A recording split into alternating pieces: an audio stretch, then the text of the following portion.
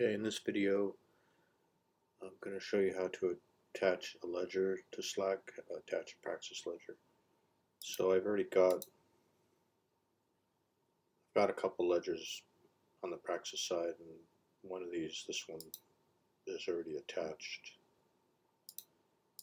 to Slack, as you can see right here. But I'll show you how to attach another one.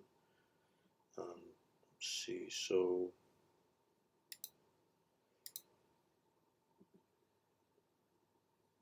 when you initially come here, the first time there'll be a little message here that says create the ledger, and you just click the plus button here to create a new ledger.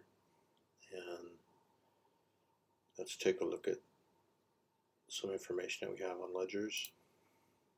And there's a 12-word passphrase that's associated with the ledger, and this is pretty standard across crypto if you're not familiar with crypto at all. When you create an account or ledger, is what we call it, they have these passphrases, and it's 12 words, some are 24 words, but it identifies your ledger.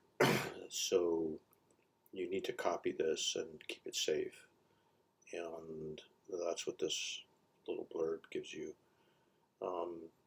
Everything's running in a test environment right now in Praxis, so it's not that big a deal if you lost the ledger, but you still don't want to lose a ledger. You might have done some significant work, and you don't want to lose outputs or things like that. So so that's what that this is telling you. So you come back here and you generate a passphrase. We can take a look at it by clicking the I button. And you would copy this someplace and keep it safe. We keep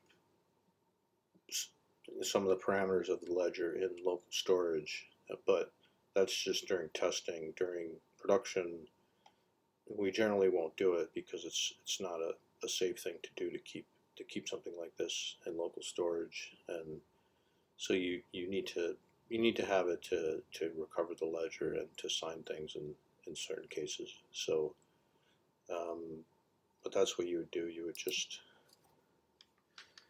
give a name to the ledger,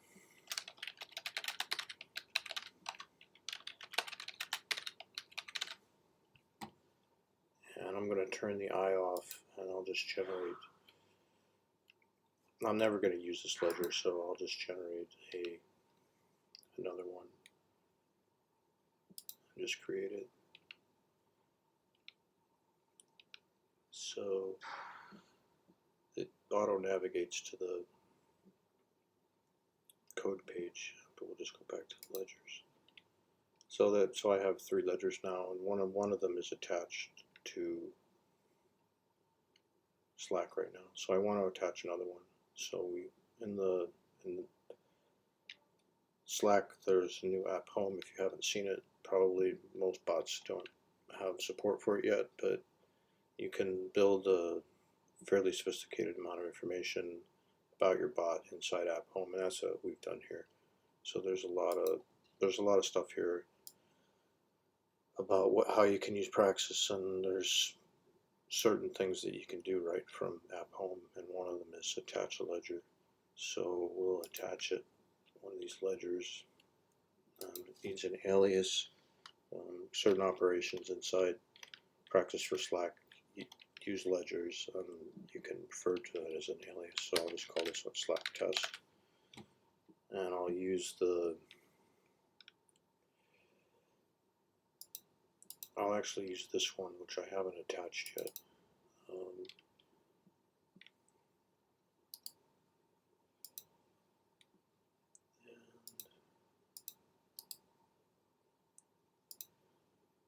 So now anybody could get your ledger address and try to attach it, so there has to be a way to prevent that. So what it does is when I click the attach button, we have two-way communication between our Slack bot and anybody that's connected through the app. So we know where all the ledgers are. So in this case, when I click the attach, you'll see a message pop up here to confirm it before it will attach it to Slack. So there it is, attach ledger. Do you want to attach this ledger to Slack? And I'll say yes. And there it is. So you saw it refreshed the app home, and when you create a ledger, the test system right now gives you 10,000 prax to start.